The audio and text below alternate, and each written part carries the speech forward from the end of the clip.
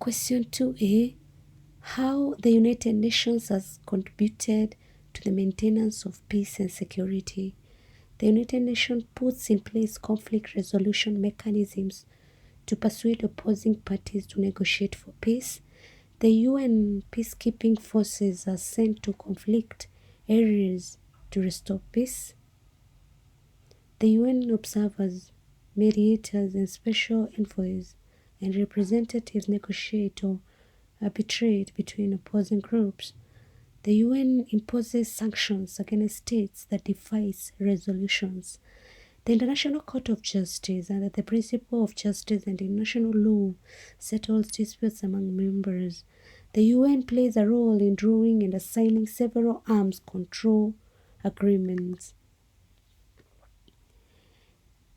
Agencies of the UN dealing with development: United Nations Development Programme, that is the UNDP, UN Conference on Trade and Development, UN Industrial Development Organization, International Development Association. The role of the UN since 1945. It has promoted peace and security. It has promoted disarmament. Many agreements have been taken by countries to reduce arms race. The UN has promoted human rights through advocacy and by creating awareness on rights abuses. It has improved the status of women by sensitizing them on their rights and creating forums for them to articulate their rights. It has given protection, material and financial support to refugees. It has improved shelter through the United Nations Centers for Human Settlement. The UN has been giving emergency relief services to victims of war, floods, hurricanes, and other disasters. It has worked to eliminate colonialism and apathy in South Africa. It has provided multilateral and technical assistance to developing nations through the UNDP. It has enhanced cooperation among members to address global issues such as environmental degradation and energy crisis.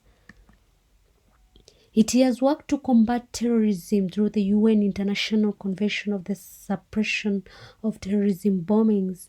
The UN is working to clear landmines from former battlefields such as Angola, Afghanistan, Rwanda, and El Salvador.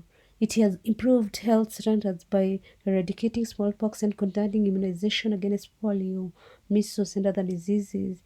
It also campaigns against HIV/AIDS. The UN has encouraged academic cooperation and cultural exchange by preventing historical, cultural, and architectural sites. Factors which have undermined the performance of the UN.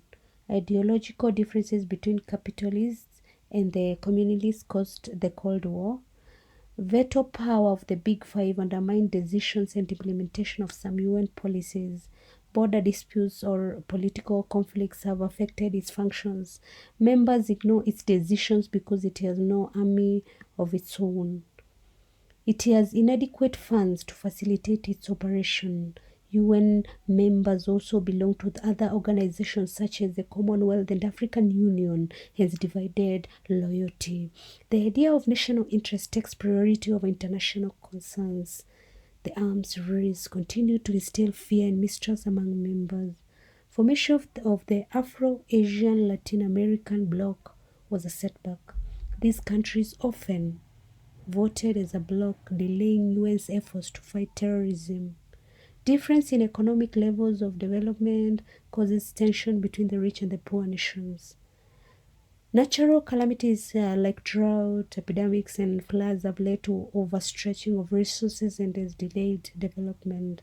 Terrorism has become a threat to international cooperation and peace. Question 4a.